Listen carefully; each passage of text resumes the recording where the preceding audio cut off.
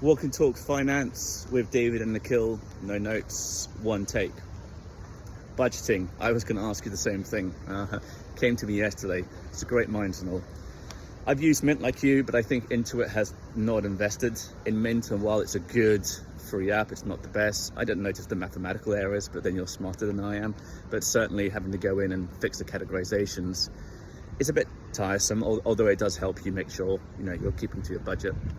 Personal Capital is another one I use. I think both individually and collectively, they don't do the job.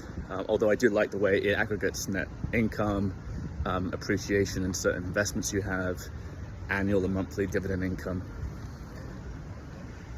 I mostly use those two in a combination with Excel. I spend more time on Excel than the subject requires, but I enjoy it. And I've also been using specific formulas to calculate what I should be spending on different categories. So for example, 25% on accommodation, mortgage, rent, including utilities, 25% on investments outside of a 401k, which is quite aggressive, and then vacation and so on. So one of the questions I wanted to ask you, hey Douglas, one of the questions I wanted to ask you was, do you have a budgeting formula that you use and try and stick to in terms of percentage of gross on net income on certain categories, or do you just say this is what's important to us, I'm not going to stick to a certain formula? If my mortgage and rent is 40%, then so be it. Walk and Talk Finance with David and Nikhil. Just an addendum to the budgeting question. It humors me when people talk about investing and what they should invest in, and they talk about individual stocks and other speculative investments, but they don't even budget. That's kind of the core. And I think in the Walk's financial steps that we came up with, it was number one: get your budget in order, stick to your budget. Do you know what you can afford to spend, where and why? What makes you happy, and therefore allocate your expenses altogether. So if you can't get your budget right first, then everything else is absolutely a waste of time, in my not so humble opinion. Walk and Talk Finance with David and Nikhil, WTF. So yeah, I love your ethos on budgeting. I think budgeting is step number one to any type of financial planning.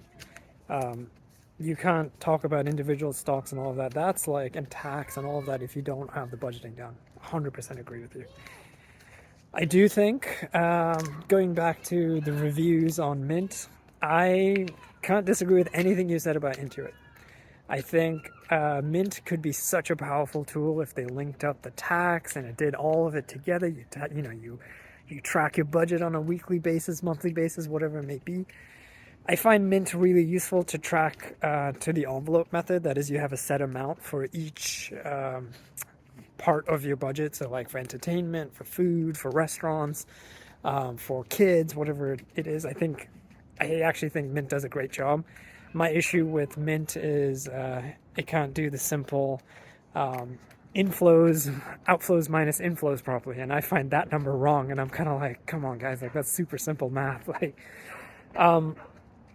Rocket Company, who do Rocket Mortgages, has released Rocket Money, which is actually a really cool tool. I like that.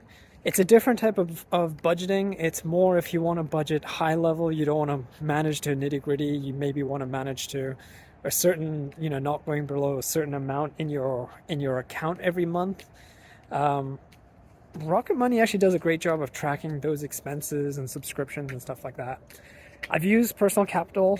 I've also used YNAB, You Need a Budget.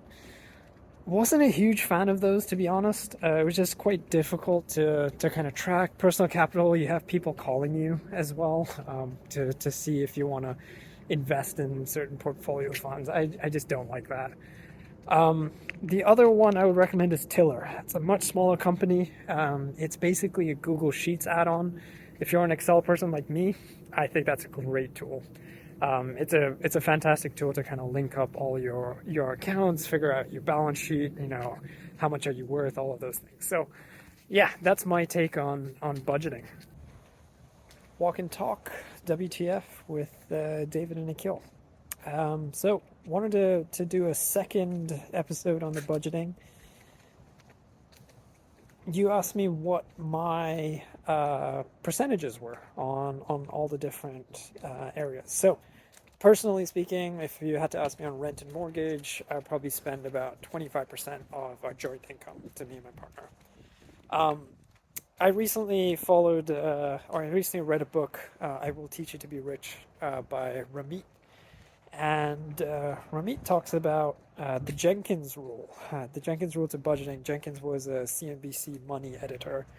And his rule was basically 60% of income you spend on fixed expenses, 10% on retirement, 10% on long-term savings, 10% on short-term savings, and 10% of fund money. This has actually kind of resonated with me, and it's something which I've kind of taken to heart on how I budget. Basically, try to, and these are just suggestions. 60%, that's the high end.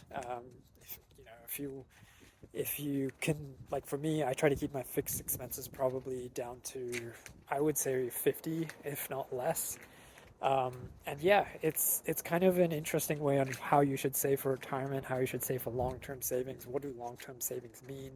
And then fund money, like what does that mean to you? And I think everyone has different definitions of what they want to do. Long-term savings could be to save for a house.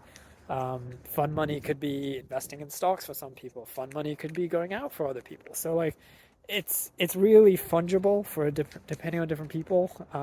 For me, I consider my fixed budget, my budget for eating out, all of that, all my fixed income. That's like my fixed expenses. So yeah, that's my take. I'm curious, David, on your side, what's your ethos on budgeting? Do you do fixed amounts? Do you do the envelope method? Do you track each one by the penny? Do you manage much more on a macro scale, making sure your accounts don't go below a certain level every month? What's your ethos and what's your percentage? Walk and Talk Finance, WTF, with David and Nikhil.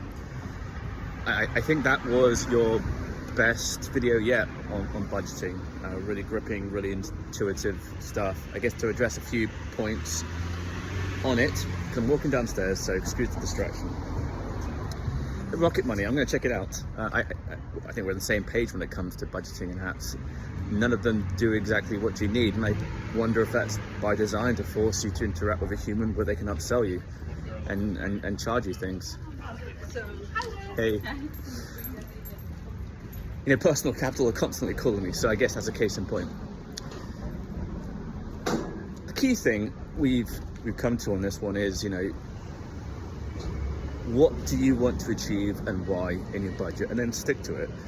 You kind of talked about the fungible factor on budgeting. I think that's so true. I don't think there's one rule that fits all. What makes you happy? So to answer your question, I wanted a budget that I could contract and feel secure. And up until my mid-30s, I didn't budget. So reference point, up until life in New York, I didn't budget. I went to the point where I was extremely diligent on it, and now I've become a bit more relaxed, albeit I stick within the budgeting parameters that I've set. So 25% for me on rent or mortgage. I try to include utilities in that. And the reason I do that is because if something goes wrong, I want to be able to contract my lifestyle and know I can cover my basic critical costs, i.e. we're not going to get kicked out. So 25%, it really depends on what the total net income is. But for me, I think it's realistic. Would I stretch that for the right property? Yes, while sacrificing something else. Because I believe having a comfortable place to come back to is key. Vacation, travel, that's extremely important to me. I don't do it as a percentage, I do it as a value, and I accrue it every month.